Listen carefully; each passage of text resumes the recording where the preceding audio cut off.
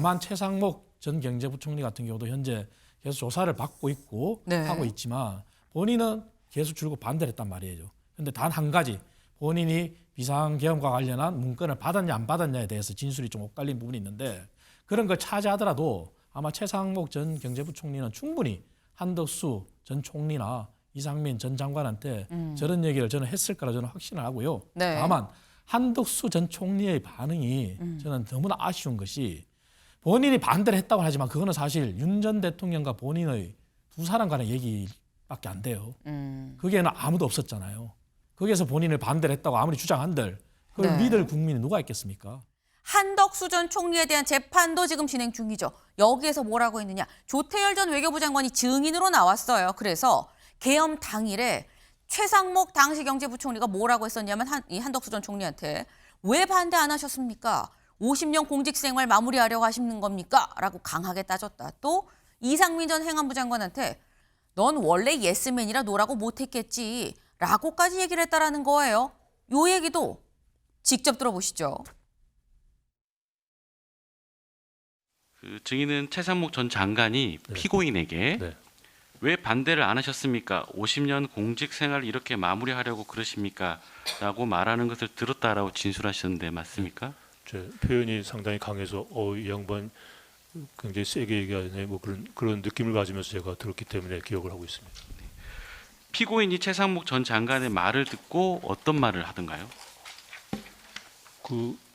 그러고 나서 바로 왜 내가 반대를 안 해요? 반대했습니다. 그렇게 그런 요지의 반박 답변을 하신 것으로 제가 기억을 합니다.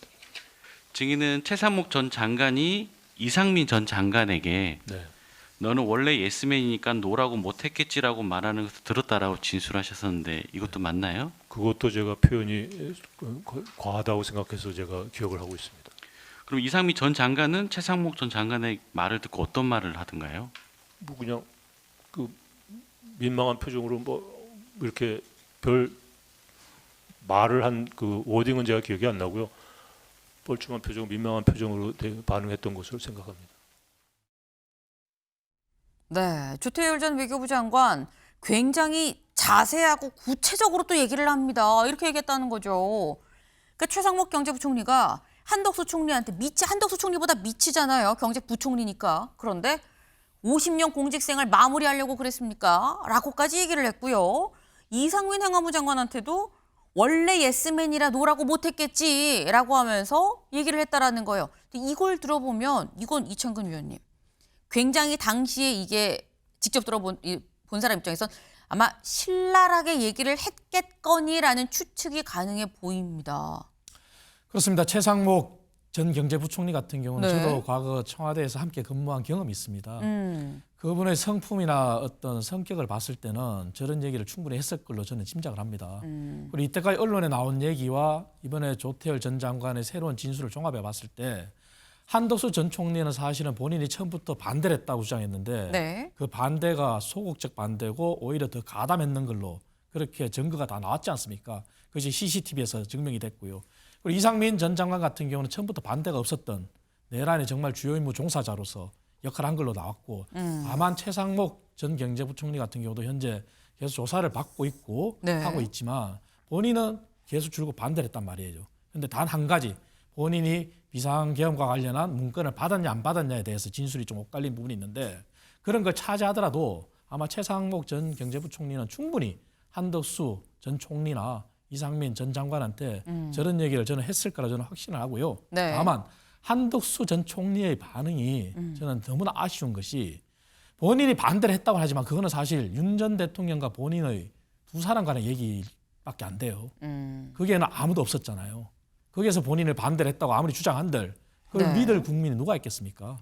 그렇다면은 한덕수 전 총리가 지금이라도 이제 재판을 불구속 상태에서 받고 있지만 모든 것을 실체적인 진실을 더 털어놔야 된다.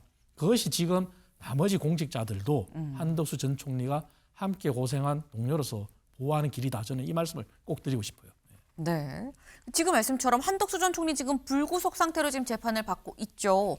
그런데 서 변호사님, 사실 지금 조태열 전 외교부 장관의 얘기를 들어보면 굉장히 좀 구체적으로 얘기를, 물론 이 말이 어느 정도의 신빙성을 갖고 재판에서 받아들여졌는지는 봐야 되는 거긴 합니다만 굉장히 좀 구체적인 부분이 분명히 있어요. 근데 그렇다고 하면 한덕수 전 총리는 혹시 이런 경우도 있나요? 재판 중에 불구속이 구속영장이 청구돼 다시 구속이 되는 사례도 있을 수 있는 겁니까? 일단 가능은 합니다. 예컨대 네. 뭐 재판에 불출석을 한다는 등의 그런 앞으로의 재판에 상당히 지연이나 혹은 우려가 발생할 경우에는 네. 법정에서도 법원에서도 직접 구속영장을 발부를 할 수가 있습니다. 물론 이제 그런 상황이 발생했을 때 특검 측에서는 뭐 영장을 직접 청구하는 것은 아니지만 법원에다가 구속 요구를 촉구하는 그런 방식도 채택을 할 수가 있고요. 그래서 뭐 지금까지 상황에서는 사실 그런 상황이 발생할 것이다라고 보여지지는 않지만 일단 이론적으로는 충분히 법원에서도 이 구인을 해서 구속을 할 수도 있다 이렇게 말씀드릴 수 있습니다. 네.